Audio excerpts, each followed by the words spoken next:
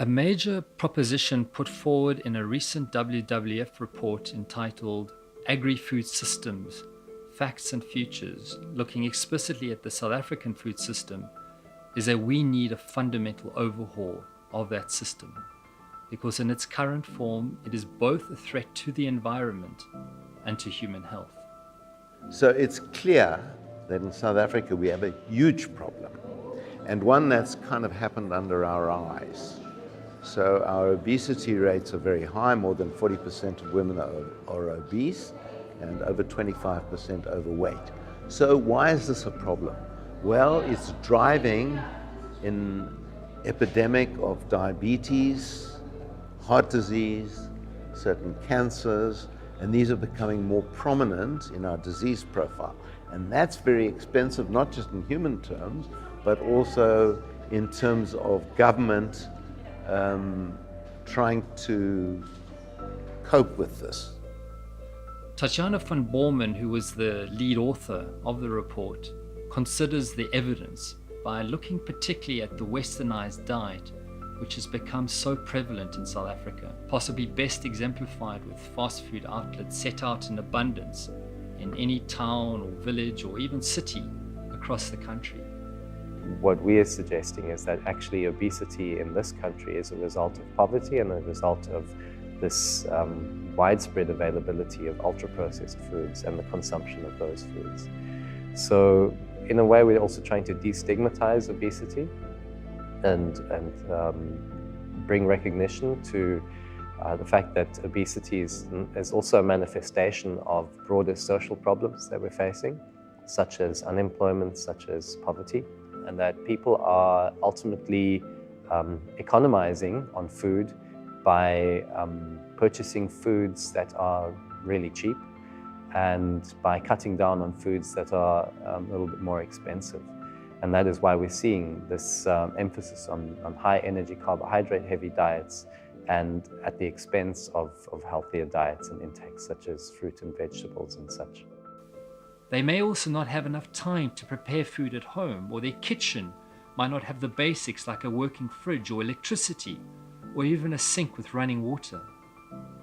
The result is that working classes or unemployed are unfairly shouldering the responsibility for their diet, and indeed for their health, in a wider structural context in which they actually have limited agency to help themselves.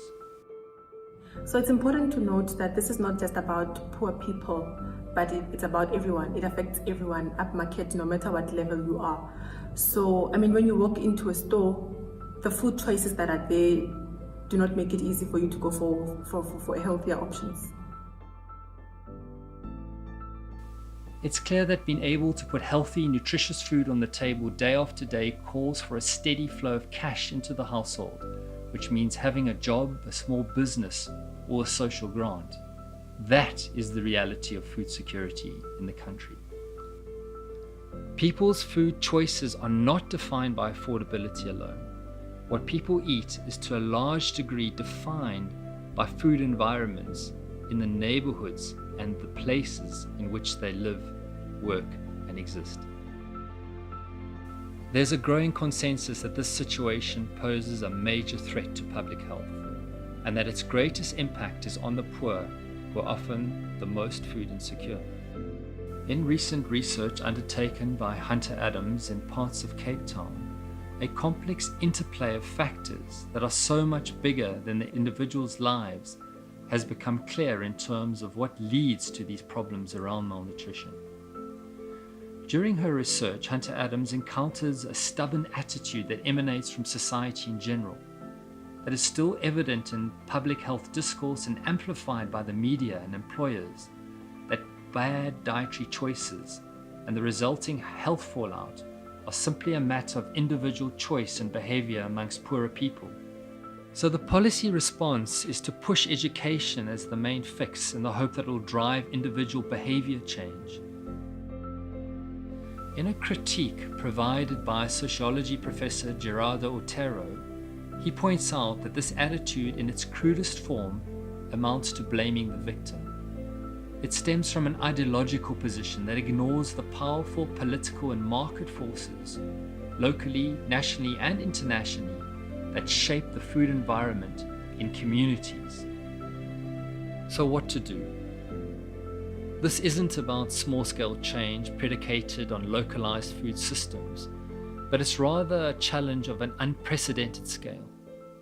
It has to be multifaceted, it has to be multi-sectoral, and it has to be immediate and fast. So this is not just about one sector. It's not about one sector coming up with solutions, but it's about working together as a whole system to come up with solutions. Because it's a result of collective failure, we need collective action.